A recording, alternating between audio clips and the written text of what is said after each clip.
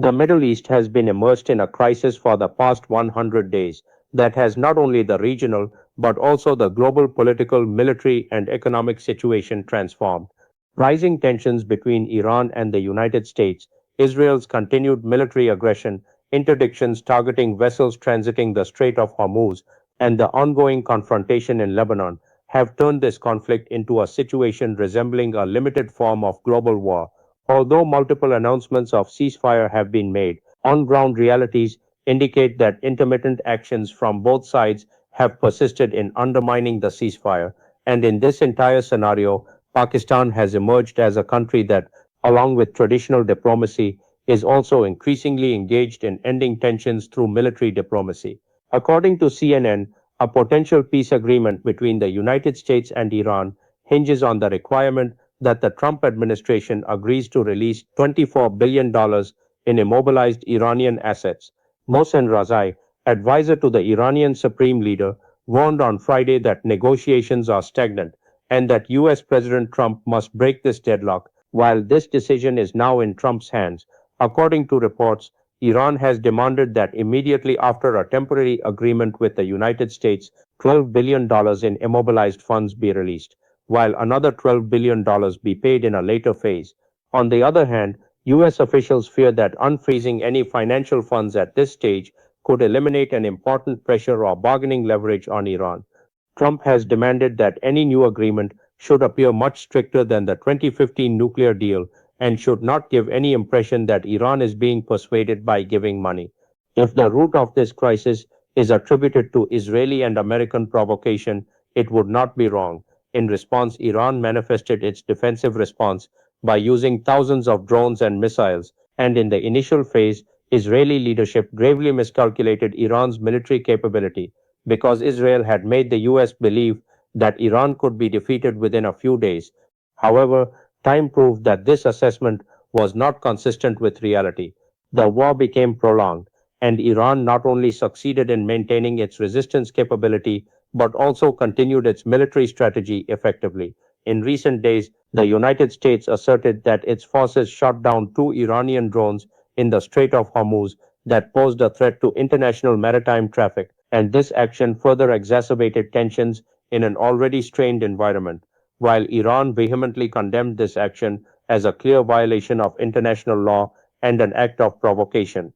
In contrast, reports of Iranian missile attacks towards Bahrain and Kuwait also caused concern in Gulf countries, after which these countries immediately condemned the situation and called for reducing tensions.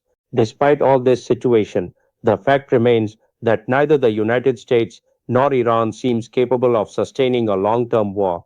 Iran is facing billions of dollars in economic implications and losses due to disruptions in its ports, trade activities, and energy exports, while the Strait of Hormuz is a highly important route for global energy supply, and its closure or restricted activity is directly affecting the global economy.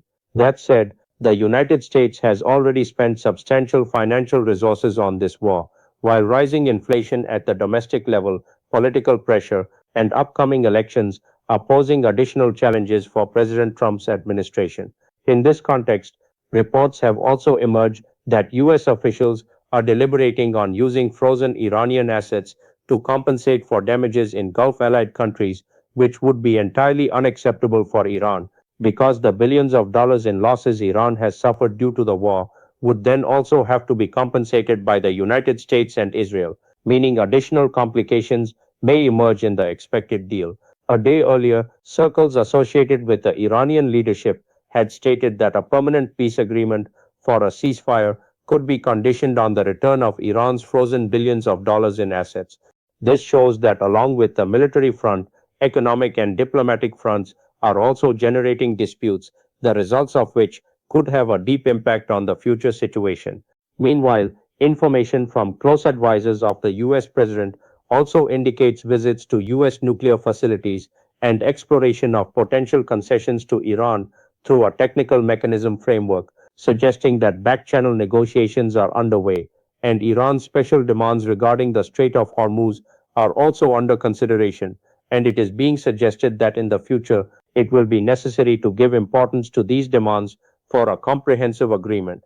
Pakistan's role in this entire crisis assumes extraordinary significance because Pakistan is the only country that has close relations with Iran on one hand, while also maintaining excellent diplomatic relations with the United States on the other, and this balanced positioning presents Pakistan as a viable mediator. Global powers, including Russia and China, along with several other countries, have also acknowledged Pakistan's diplomatic efforts, which has increased the international importance of Pakistan's role. In this regard, Interior Minister Mohsin Naqvi's visit to Tehran is regarded as an important development.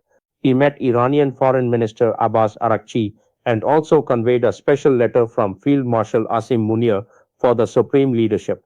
This development indicates that Pakistan is undertaking tangible diplomatic efforts to reduce tensions and pave the way for a permanent ceasefire. It is also worth noting that Field Marshal Asim Munir has previously led institutions such as ISI and MI and has extensive experience in military diplomacy. This is why Pakistan's position appears unique compared to other countries in the region, including India, and its diplomatic contacts are being taken seriously. The situation in Lebanon also remains volatile. The killing of Lebanese army officers and personnel in Israeli attacks, aerial operations in various areas, and Hezbollah's drone attacks on Israeli military centers indicate that a parallel conflict is also ongoing with full intensity in Lebanon. Several regional countries, including Jordan, have described the attacks on Lebanon as a violation of its sovereignty and stability and have called for an immediate cessation of aggression. Indirect negotiations at the global level, intermittent military actions, and strong statements indicate that although a deficit of trust persists, both major powers seek to avoid a complete and prolonged war. This is why, despite strong rhetoric, diplomatic contacts have not been fully severed, and negotiations continue through various channels. Overall, the Middle East has transitioned into a new political and military phase where, along with the use of force, diplomacy has also assumed decisive importance. Both Iran and the United States feel the need for an acceptable agreement due to economic, political, and internal pressures, while the restoration of sensitive global trade routes, like the Strait of Hormuz, is also considered essential for the global economy. In such circumstances, Pakistan's mediation efforts are emerging as a pivotal factor for peace in the region, and if current diplomatic activities succeed, they may not only improve Iran US relations, but also open new paths for stability across the entire Middle East.